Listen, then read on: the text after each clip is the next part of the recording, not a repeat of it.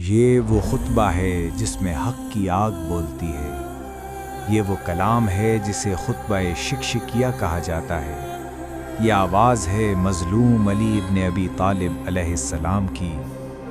خدا کی قسم، ابن ابی قحافہ نے خلافت کی چادر اوڑھ لی، حالانکہ وہ جانتا تھا کہ خلافت میں میری حیثیت ایسی ہے جیسے چکی کے لیے محور۔ میرے علم کا سیلاب مجھ سے پھوٹتا تھا اور کوئی پرندہ بھی میری بلندی تک پر نہیں مار سکتا تھا۔ میں نے سوچا کیا ننگی تلوار لے کر اٹھ کھڑا ہوں یا اندھیری فضا میں صبر اختیار کروں، جہاں بوڑھا کمزور ہو جاتا ہے اور جوان بڑھاپے کو پہنچ جاتا ہے اور مومن رنج و غم میں خدا سے جا ملتا ہے۔ میں نے صبر کو عقل کے زیادہ قریب پایا، بس میں نے صبر کیا، حالانکہ آنکھ میں کانٹا تھا اور گلے میں ہڈی پھنسی ہوئی تھی۔ میں اپنی میراث کو لٹتا ہوا دیکھتا رہا، یہاں تک کہ پہلے شخص نے راہ لی اور خلافت دوسرے کے حوالے کر گیا، جیسے وہ اسے اپنی جاگیر سمجھتا ہو۔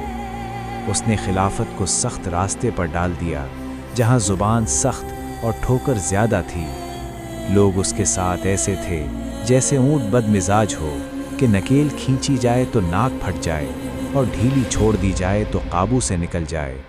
یہاں تک کہ تیسرا شخص اٹھ کھڑا ہوا جس کے پیٹ اور پہلو چارے سے بھرے تھے اور اس کے رشتہ دار اللہ کے مال کو ایسے نگل رہے تھے جیسے اونٹ بہار کی گھاس کھاتے ہیں۔ آخرکار اس کی بدعمالیوں نے اسے گرا دیا اور اس کے پیٹ نے اسے منہ کے بل دے مارا۔ تب لوگ میری طرف ایسے لپکے جیسے پیاسے پانی کی طرف، حتیٰ کہ میرا جوتا ٹوٹ گیا اور چادر کندھوں سے گر گئی۔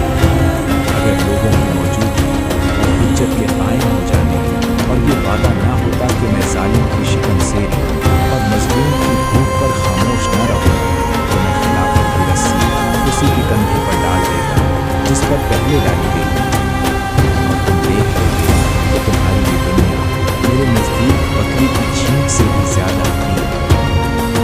یہ تھا حق کا وہ کلام جو صدیوں بعد